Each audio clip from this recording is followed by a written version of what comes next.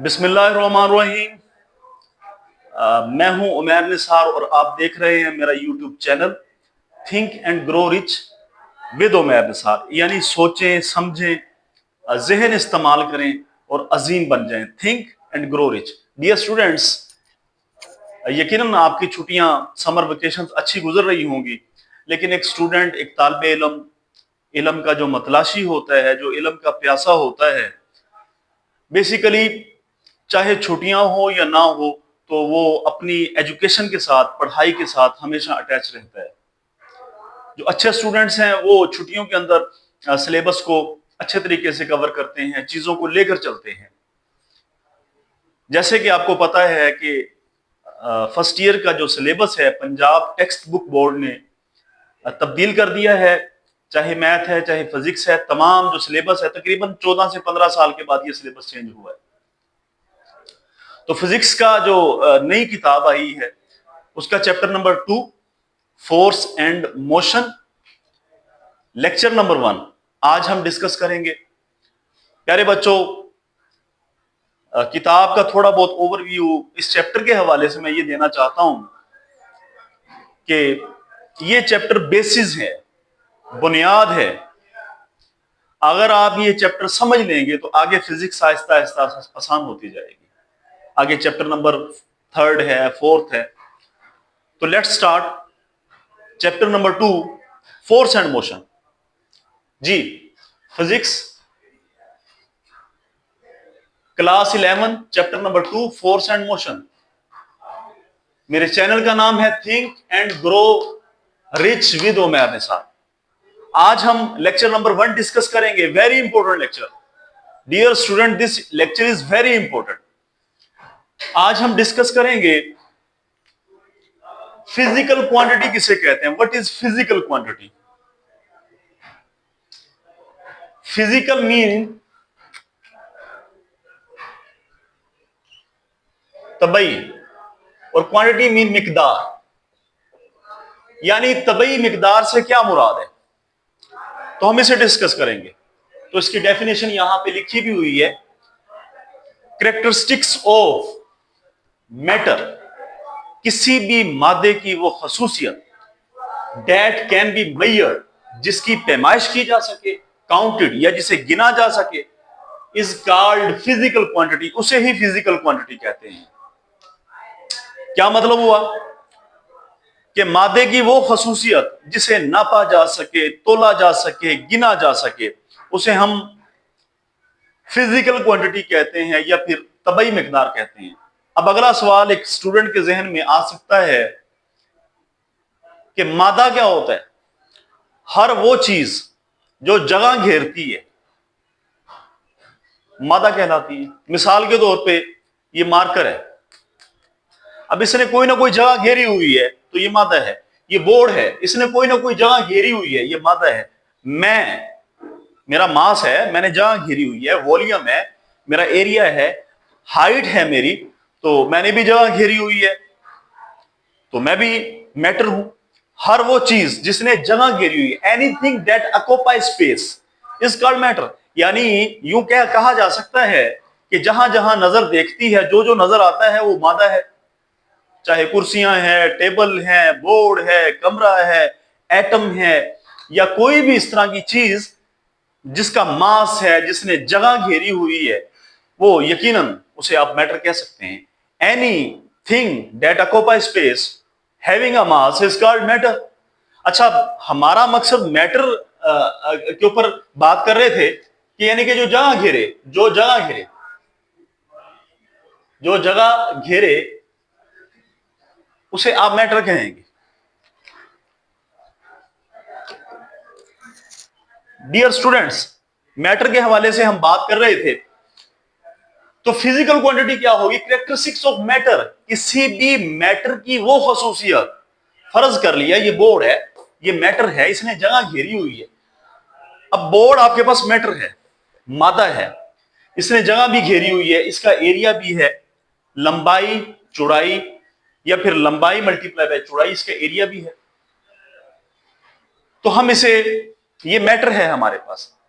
Characteristics of matter, मादे की वो खसूसियत that can be measured, जिसकी आप पैमाइश कर सकें, काउंटेड या उसे गिना जा सके, इज कॉल्ड फिजिकल क्वांटिटी, उसे ही आप तबई मिकदार कहते हैं। प्यारे बच्चों, गौर से देखें इस बात को, ये हमारे पास बोर्ड की ही एग्जांपल ले लें, ये मैटर है, आप इसकी खसूसियत देखें, क्या ये लंबाई रखता है, चौड़ाई रखता है? बिल्कुल, ये बोर्ड लंबाई भी रखता है, चौड़ाई भी रखता है। अब बोर्ड की ये खसूसियत है कि it carries length and width, यानी कि बोर्ड की ये खसूसियत है कि ये लेंथ रखता है सॉरी, तो लेंथ फिजिकल क्वांटिटी है, आप लेंथ को मेजर कर सकते हैं।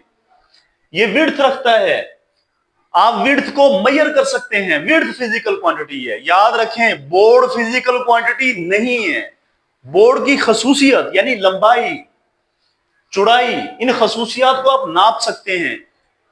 ये खसूसियत जो लंबाई है, चौड़ाई है, ये फिजिकल क्वांटिटी है। अब मैं यहां पे खड़ा हूं आपके सामने, मेरी हाइट है यकीनन 6 फुट होगी, मेरा मास है तकरीबन 100 किलोग्राम होगा। Umair Nisar is not a physical quantity, but the characteristics of Umair Nisar that can be measured are called physical quantity. Umair Nisar की वो खसूसियात जिसे आप नाप सकते हैं, उमैर निसार की खसूसियत है कि वो हाइट रखता है, हाइट को नापा जा सकता है, बिल्कुल 6 फुट, तो हाइट फिजिकल क्वांटिटी है। मेरा मास है, कंधे के ऊपर या बैलेंस के ऊपर अगर मैं खड़ा हूं तो मेरा मास आएगा तकरीबन 101 या 102 किलोग्राम, तो mass is a physical quantity, mass मेरी खसूसियत है। इसी तरह मैं अगर दौड़ना शुरू कर दूं या भागने लग जाऊं तो यकीनन मेरी स्पीड होगी या वेलोसिटी होगी। अब जो खसूसियत है मेरी कि मैं स्पीड है, तो स्पीड फिजिकल क्वांटिटी है। दोबारा हम फिर इसी बात पे बात करते हैं कि बोर्ड फिजिकल क्वांटिटी नहीं है, बोर्ड की वो खसूसियात जिन्हें नापा जा सके, तोला जा सके, गिना जा सके, उन्हें ही हम फिजिकल क्वांटिटी कहते हैं। Same is the thing with other matter, however what may be. Let's start next. तो हमें इस डेफिनेशन करने के बाद हम आज इसकी एग्जांपल्स देख लें। लेंथ है, ये फिजिकल क्वांटिटी है। एरिया, एरिया होता है लंबाई को चौड़ाई से मल्टीप्लाई करते हैं। वॉल्यूम, लंबाई जरब चौड़ाई जरब ऊंचाई, फिजिकल क्वांटिटी है। मास, वेट, हाइट, ये तमाम की तमाम फिजिकल क्वांटिटी है। मैं उम्मीद करता हूं कि आपको फिजिकल क्वांटिटी समझ आ गई होगी। अब हम फिजिकल क्वांटिटी की टाइप्स के हवाले से बात करेंगे कि फिजिकल क्वांटिटी की जो टाइप्स हैं, जो किस्में हैं, उसके हवाले से हम बात करेंगे। फिजिकल क्वांटिटी की दो इकसाम हैं, 2 टाइप्स हैं। नंबर 1, वो फिजिकल क्वांटिटी जिन्हें सिर्फ मैग्नीट्यूड से डिस्क्राइब किया जा सके, और वो फिजिकल क्वांटिटी जिन्हें मैग्नीट्यूड और डायरेक्शन, दो चीजों से डिस्क्राइब किया जा सके। Those physical quantities which are described by magnitude only are called scalars, उन्हें स्केलर कहा जाता है। And those physical quantities which are described by magnitude and direction are called vector quantities. Dear students, जब लफ्ज vector आ जाए जहन में तो आप फौरी समझ जाएं मैग्नीट्यूड और डायरेक्शन। अगर आ जाए स्केलर, तो scalar mean scale, scale mean number, number mean सिर्फ मैग्नीट्यूड। तो स्केलर में सिर्फ मैग्नीट्यूड, वेक्टर में मैग्नीट्यूड प्लस डायरेक्शन। तो अब हम देखते हैं कि मैग्नीट्यूड किसे कहते हैं। मैग्नीट्यूड के हवाले से लिखा हुआ magnitude, any number with its unit is called magnitude. कोई भी नंबर, फॉर एग्जांपल 10 है, ये आपके पास नंबर आ गया, with its unit, unit for example metre है। एनी नंबर यानी 10 विद इट्स यूनिट यानी मीटर इज कॉल्ड मैग्नीट्यूड। अब ये 10 मीटर ये है, इसे आप मैग्नीट्यूड कह सकते हैं। दिस इज ये 10 मीटर साहब, ये लेंथ हो सकती है, कपड़े की लेंथ हो सकती है कि 10 मीटर का कपड़ा है जी, या 10 मीटर की ये दीवार है जी 10 मीटर की, तो इसे मैग्नीट्यूड कहेंगे। या फिर एक और एग्जांपल उठा लें, 7, अब ये नंबर है। न्यूटन, अब ये फोर्स का यूनिट है, तो ये भी मैग्नीट्यूड है। तो दिस इज, ये फोर्स है, ये भी मैग्नीट्यूड है। तो डियर स्टूडेंट्स, दोबारा वहां पे आते हैं कि फिजिकल क्वांटिटीज की दो किस्में हैं। अगर स्केलर कहा जाए तो उस वो क्वांटिटीज, वो फिजिकल क्वांटिटी, स्केलर की बात हो, स्केलर क्वांटिटी कौन सी होती है? दोज फिजिकल क्वांटिटीज जिनमें ओनली मैग्नीट्यूड। वेक्टर क्वांटिटी कौन सी होती है? Those physical quantities which are described both by magnitude and direction. तो ये हमारे पास स्केलर क्वांटिटी, ये वेक्टर क्वांटिटी। सादा लफ्जों में हम बात करें ऐसी फिजिकल क्वांटिटी जिन्हें बयान करने के लिए सिर्फ मिकदार की जरूरत होती है। मिकदार यानी मैग्नीट्यूड, मैग्नीट्यूड को तो मिकदार कहते हैं, उन्हें स्केलर क्वांटिटी कहते हैं। और वो फिजिकल क्वांटिटी जिन्हें डिस्क्राइब करने के लिए, बयान करने के लिए मिकदार और सिमत दोनों की जरूरत होती है, उसे हम वेक्टर क्वांटिटी कहते हैं। अब हम एग्जांपल्स देख लेते हैं। हाँ जी, स्केलर क्वांटिटी, उसकी एग्जांपल्स, मास स्केलर क्वांटिटी है। मिसाल के तौर पे कोई बच्चा चीनी लेने जाता है दुकान पे और कहता है कि मुझे 10 किलोग्राम चीनी दे दें, 10 किलोग्राम शुगर। तो क्या वो ये कहेगा कि 10 किलोग्राम चीनी मुझे मशरक से दे दें या मगरब वाली चीनी मुझे दे दें? जब भी हम मास मांगते हैं तो हम सिर्फ मैग्नीट्यूड कहते हैं कि 10 किलोग्राम चीनी दे दें। तो इसका मतलब क्या हुआ? मास जो है वो स्केलर क्वांटिटी है, उसमें सिर्फ मैग्नीट्यूड की जरूरत है, सिर्फ 10 किलोग्राम चीनी दे दें। लिहाजा मास को आपने सिर्फ मैग्नीट्यूड से बयान किया, मैग्नीट्यूड से डिस्क्राइब किया, मास इज अ स्केलर क्वांटिटी। इसी तरह ये आपके पास टाइम है। टाइम क्या है? ये भी स्केलर क्वांटिटी है। कभी ऐसा हुआ किसी ने आपसे टाइम पूछा और आपने कहा 3:30 हो गए हैं, लेकिन शमाल वाली तरफ से हुए हैं, या ऐसे कहा हो 3:40 हो गए लेकिन मशरिक वाली साइड से हुए हैं। टाइम को बयान करने के लिए सिमत की जरूरत होती नहीं है, सिर्फ आप मैग्नीट्यूड बताते हैं कि भाई 3:30 हो गए हैं, 4:40 हो गए हैं, 5:50 हो गए, 5:50 ये नंबर है। और जहां नंबर आ जाता है उसे ही मैग्नीट्यूड कहते हैं। नेक्स्ट, स्पीड, ये भी स्केलर क्वांटिटी है। एनर्जी, ये भी स्केलर क्वांटिटी है। टेम्परेचर, ये भी स्केलर क्वांटिटी है। तो स्केलर क्वांटिटी की जो हमने एग्जांपल्स उठा के देखी, मास, टाइम, स्पीड। आगे हम वेक्टर क्वांटिटी के ऊपर बात करते हैं। वेक्टर क्वांटिटी की एग्जांपल्स, डिस्प्लेसमेंट, आप देख सकते हैं डिस्प्लेसमेंट वेक्टर क्वांटिटी है। वेलोसिटी, वेलोसिटी वेक्टर क्वांटिटी है। इसी तरह आप चेक कर सकते हैं एक्सेलरेशन, ये भी वेक्टर क्वांटिटी है। इसी तरह आप चेक कर सकते हैं फोर्स, ये भी वेक्टर क्वांटिटी है। डिस्प्लेसमेंट, वेलोसिटी, एक्सेलरेशन, फोर्स, ये सारी वेक्टर क्वांटिटी है। यानी इन्हें बयान करने के लिए आपके पास मैग्नीट्यूड और डायरेक्शन दोनों की जरूरत होगी।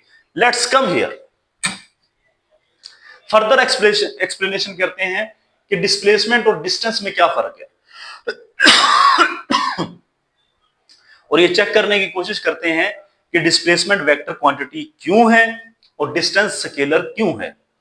आइए क्यों का जवाब तलाश करते हैं कि डिस्प्लेसमेंट और डिस्टेंस में क्या फर्क है। हाँ भी, अगर ये कहा जाए कि एक बच्चा है वो पॉइंट ए से पॉइंट बी तक फासला तय करेगा, एक बच्चे ने पॉइंट ए से पॉइंट बी तक जाना है, तो उसके पास क्या यानी कि ऑप्शंस होंगे।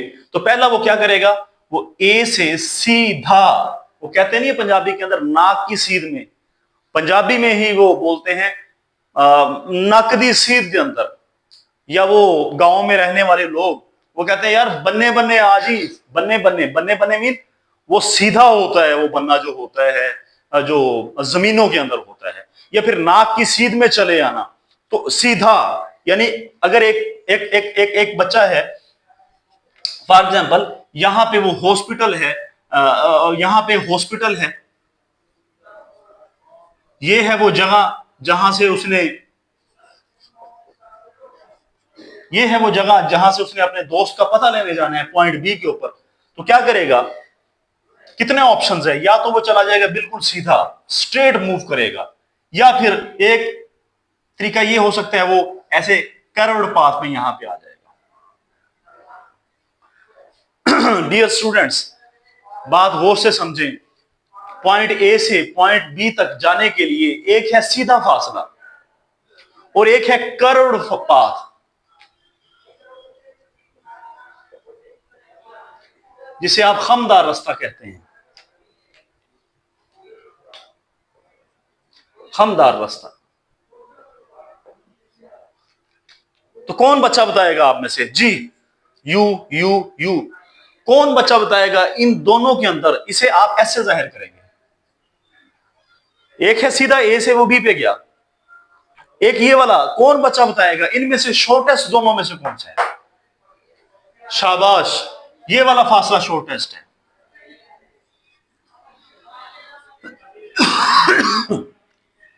और सिमत किसकी वाज़ेह हो रही है, डायरेक्शन किसकी वाज़ेह हो रही है, ये है असल सवाल। मेन क्वेश्चन इज दैट कि इन दोनों में से डायरेक्शन यानी कि सिमत किसकी वाज़ेह हो रही है। ये यहां पे आ रहा है, फिर यहां पे, फिर यहां पे। कभी पहले सिमत इस तरफ है, फिर इस तरफ होगी, फिर इस तरफ होगी, फिर इस तरफ होगी, फिर इसकी डायरेक्शन वाज़ेह नहीं है। जैसे कोई कहता है कि मैं एफएससी मैथ के साथ कर रहा हूं, कभी वो कहता है बायो के साथ कर रहा हूं, कभी कहता है वो आईसीएस कर रहा हूं, कभी कहता है जी मैं कुछ और कर रहा हूं, कभी कहता है जी मैं वो काम कर, उसकी कोई डायरेक्शन नहीं है। अलबत्ता अगर इसे देखा जाए, ये जो लड़का है यहां से सीधा ए से बी की तरफ जा रहा है, तो सिमत इसकी बिल्कुल वाज़ेह है, बिल्कुल स्ट्रेट है, सीधी, स्ट्रेट फॉर्म में बिल्कुल ऐसे है, सिमत सीधी है, ये सिमत वाज़ेह है भी इस सिमत के अंदर है। तो जिसकी सिमत वाज़ेह हो जाए, जिसकी डायरेक्शन वाज़ेह हो जाए, थोड़ी देर पहले ही मैंने बात की थी, उसे ही वेक्टर क्वांटिटी कहते हैं। वेक्टर क्वांटिटी मीन जिसकी सिमत वाज़ेह हो जाए। तो इन दोनों में से डायरेक्शन जो वाज़ेह है वो इसकी है, ये सीधा जो फासला है। तो जिसकी डायरेक्शन वाज़ेह होगी उसके ऊपर हम वेक्टर लगाएंगे, और साफ ज़ाहिर है इसकी कोई डायरेक्शन वाज़ेह नहीं, कभी इधर, कभी इधर, कभी इधर, कभी इधर। वो एफएससी वाले स्टूडेंट, तो ये फासला है, दिस इज फासला, इसे फासला कहेंगे, ये डिस्टेंस। अच्छा, अब हमें समझ आ जाना चाहिए कि डिस्प्लेसमेंट एक वेक्टर क्वांटिटी है, फासला एक स्केलर क्वांटिटी है। ये बात यहां से याद रखें, डिस्प्लेसमेंट शॉर्टेस्ट है और उसकी डायरेक्शन वाज़ेह है। Displacement is a vector quantity while distance is a scalar quantity. यानी कि डिस्टेंस के लिए सिर्फ मैग्नीट्यूड की जरूरत है, डिस्प्लेसमेंट के लिए मैग्नीट्यूड प्लस डायरेक्शन। अच्छा, आगे चलें।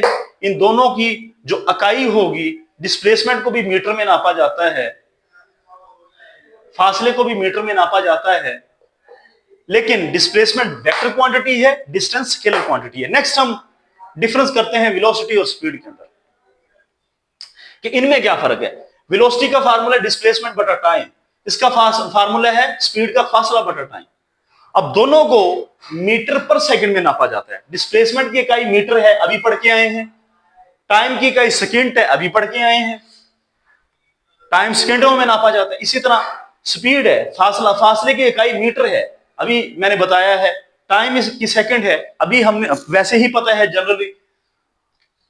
दोनों की यूनिट सेम है, इकाइयां सेम है, वेलोसिटी की भी इकाई ये है, स्पीड की भी ये है, लेकिन सवाल फिर पैदा होता है फर्क कहां पर है। डियर स्टूडेंट्स, यहां पे ये डिस्प्लेसमेंट है,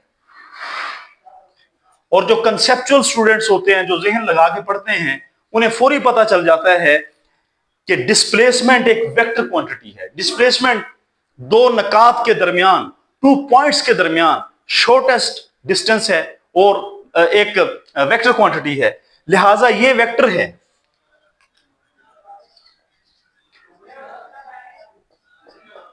दिस इज वेक्टर, और नीचे टाइम जो है ये स्केलर है। एक वेक्टर है, दूसरा स्केलर है।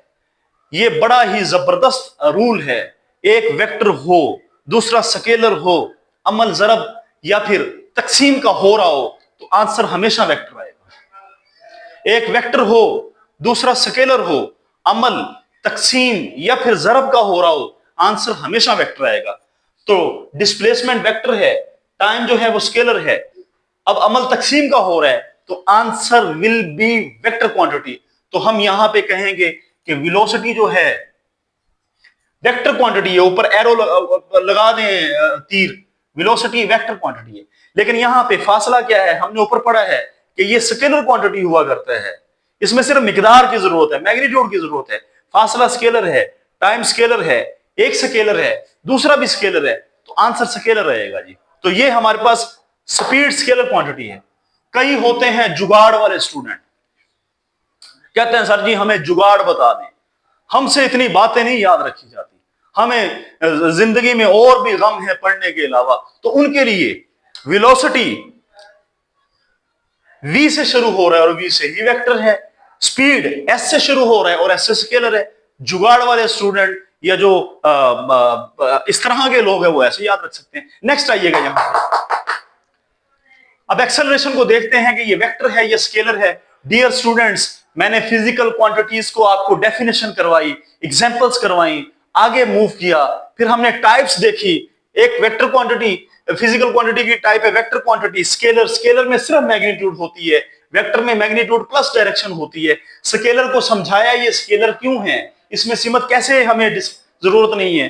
वेक्टर क्वांटिटी को ना सिर्फ आपको समझाया, ये बातें एग्जांपल्स बताई, बल्कि प्रूफ करके बता रहा हूं कि ये वेक्टर क्वांटिटी कैसे हैं, क्यों है, किस वजह से है, ताकि आपके कॉन्सेप्ट्स अच्छे हो सके, आप अच्छा पढ़ सकें, आप आगे हायर लेवल तक एजुकेशन के अंदर मार ना खा सकें। हमारे स्टूडेंट्स रट्टा लगाते रहते हैं, ये करते रहते हैं, एब्रीवेटेड एब्रीवेटेड एब्रीवेटेड, इस तरह की बातें करते रहते हैं। The quantities which are measured in the form of, ऐसे ऐसे याद करते रहते हैं, ऐसे ऐसे करते रहते हैं। प्यारे बच्चों, जहन चलाए ना, अकल चलाए ना, समझ चलाए ना। अल्लाह ताला ने ये कोई आम गिफ्ट दिया है, सबसे ऊपर है जहन हमारे, और सबसे कम हम इसे इस्तेमाल करते हैं। पांव जो है वो सबसे नीचे हैं और सबसे ज्यादा रोड मास्टरी हम कर रहे होते हैं, रोडों के ऊपर घूम रहे होते हैं। डियर स्टूडेंट्स, माइंड यूज करें, जहन इस्तेमाल करें, अकल इस्तेमाल करें, फिर ही हम कुछ कर सकते हैं। बगैर अकल के तो कुछ भी नहीं होगा। थिंक, सोचो, अकल इस्तेमाल करो एंड ग्रो, और फिर ग्रो कर जाओ, रिच कर जाओ, अमीर हो जाओ अपनी जात में। एक्सेलरेशन देखते हैं, वेक्टर है ये स्केलर है। Let's check. हाँ जी, वेलोसिटी, एक्सेलरेशन क्या होता है, वेलोसिटी में तब्दीली। वेलोसिटी क्या है, अभी पढ़ के आए हैं, वेलोसिटी वेक्टर क्वांटिटी है, वेलोसिटी इज वेक्टर क्वांटिटी। तो vf is equal vector, vi ये भी वेलोसिटी है इब्तदाई vector, this is vector, minus vector, ये भी वेक्टर है, ये भी वेक्टर है, वेक्टर में से माइनस वेक्टर होगा तो आपका आंसर वेक्टर आएगा। बटा टाइम, मैंने पहले ही बताया है, टाइम स्केलर क्वांटिटी है। भी 3 बज गए हैं, ऐसा नहीं कहेंगे 3 मशरिक की तरफ से बज गए हैं, 3 बज गए हैं जी, टाइम स्केलर क्वांटिटी है। फिर वही कुलिया लगा दें जो मैंने थोड़ी देर पहले बताया था, एक वेक्टर हो, दूसरा स्केलर हो, अमल जरब या तकसीम में से कोई भी हो, आंसर हमेशा वेक्टर आएगा। ये वेक्टर है, ये स्केलर है, आंसर आपके पास वेक्टर आएगा। तो acceleration is a vector quantity. यानी एक्सेलरेशन को डिस्क्राइब करने के लिए बहुत मैग्नीट्यूड प्लस डायरेक्शन की जरूरत होगी। नेक्स्ट आइएगा, फोर्स कौन सी क्वांटिटी है? मास अभी पढ़ के आए हैं जी, मास स्केलर क्वांटिटी है। एक्सेलरेशन पढ़ के आए हैं अभी, ये एक्सेलरेशन वेक्टर क्वांटिटी है। तो एक स्केलर हो, दूसरा वेक्टर हो, अमल जरब या तकसीम का हो, तो आंसर वेक्टर आएगा। तो force is a vector quantity. क्या मतलब? फोर्स को डिस्क्राइब करने के लिए मैग्नीट्यूड और डायरेक्शन दोनों की जरूरत होगी। P is equal to mv के अंदर आए तो मास फिर स्केलर क्वांटिटी है। भाई कभी चीनी मांगी कि मुझे मशरक से 5 किलो चीनी दे दो, मुझे मगरब से 10 किलो, नहीं। मास स्केलर, वेलोसिटी वेक्टर क्वांटिटी। तो एक स्केलर दूसरा वेक्टर, तो आपके पास आंसर मोमेंटम का वेक्टर आएगा। मैं उम्मीद करता हूं कि आपको स्केलर और वेक्टर के अंदर कुछ ना कुछ लाजमी तौर पर डिफरेंस का पता चल गया होगा। हमने एग्जाम्पल से समझने की कोशिश की। नेक्स्ट हम बात करते हैं कि वेक्टर्स का graphical representation of a vector, vector को ग्राफिकली रिप्रेजेंट कैसे करते हैं। चेक करिएगा, ये आपने वेक्टर लगाने के बाद ये एरो लग गया, एरो जो है वो डायरेक्शन बताएगा और ये जो लेंथ है, लेंथ ये मैग्नीट्यूड बताती है, और डायरेक्शन प्लस मैग्नीट्यूड ये दोनों मिलके ही वेक्टर क्वांटिटी बनते हैं। दोबारा देखते हैं जी, ये जो लेंथ है इसकी, मिसाल के तौर पे ये है 1 न्यूटन,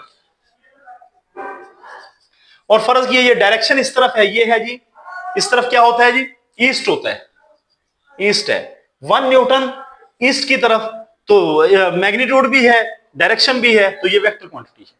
अच्छा, अमूमन जब हम हाथ से कॉपी के ऊपर लिखेंगे, रजिस्टर के ऊपर लिखेंगे, जब पेपर हल कर रहे होते हैं, तो वेक्टर को लिखने का तरीकाकार ये है, उसे कहते हैं मैनुअल राइटिंग।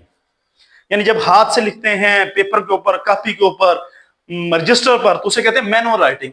मैनुअल राइटिंग में आपने क्या करना है, जैसे एक्सेलरेशन वेक्टर है तो आपने एक्सेलरेशन डाल के इसके ऊपर ये चीज लगा देनी है, it mean acceleration vector quantity. लेकिन जो किताबें होती हैं, जो हमारी किताबें छपती हैं छापे खानों के अंदर, प्रिंटिंग प्रेस के अंदर, यकीनन अब किताबें अभी तक नहीं है ये आपकी एफएससी की फर्स्ट ईयर की, सॉफ्ट फॉर्म में हर जहां पे अवेलेबल है। जो किताबें होती हैं उनके अंदर जब वेक्टर को लिखा जाता है तो गहरे हरूफ लफ्जों के अंदर, गहरे जिल्ली हरूफ, जिन्हें बोल्ड फेस लेटर कहा जाता है, bold face letter, books writing में इसे बोल्ड फेस यानी गहरा करेंगे आप इसे।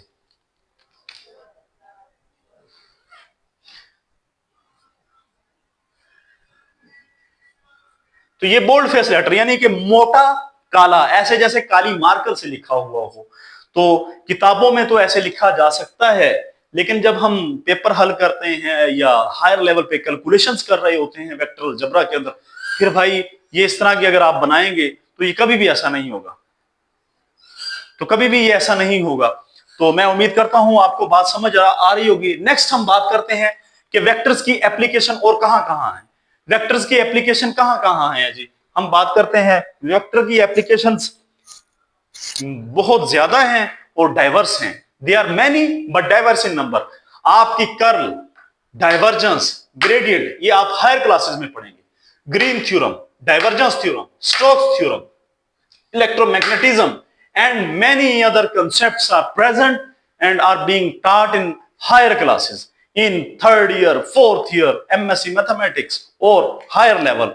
dear students, हमने सिर्फ इतना ही काम करना है, समझना है। उम्मीद करता हूं आपको मोशन एंड फोर्स का लेक्चर नंबर 1 समझ आया होगा। इसे बार बार देखें, इसे रोक रोक के देखें, समझ समझ के देखें, और कमेंट सेक्शन मौजूद है। कोई क्वेश्चन अगर समझ नहीं आया, कहीं से कोई प्रॉब्लम है या इशू है, तो आप अपना सवाल भी कर सकते हैं, और यकीनन मैं आपके सारे सवालों के तो नहीं, लेकिन कोशिश करूंगा कमेंट्स पढ़ने के बाद आपके आंसर करूं।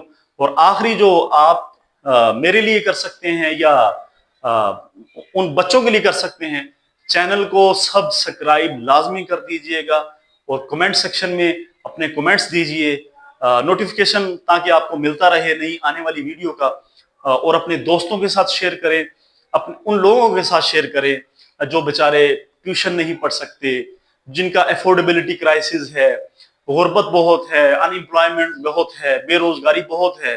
डियर स्टूडेंट्स, बच्चे ट्यूशन नहीं जाते, अच्छी क्लासेस नहीं मिलती, अच्छी कोचिंग्स नहीं मिलती, तो इन्हें शेयर करें। खासकर जो फीमेल्स लड़कियां हैं, दूर दराज इलाकों से वो नहीं जा सकती, घर में बैठना, तो उनके लिए एजुकेशन आसान करें।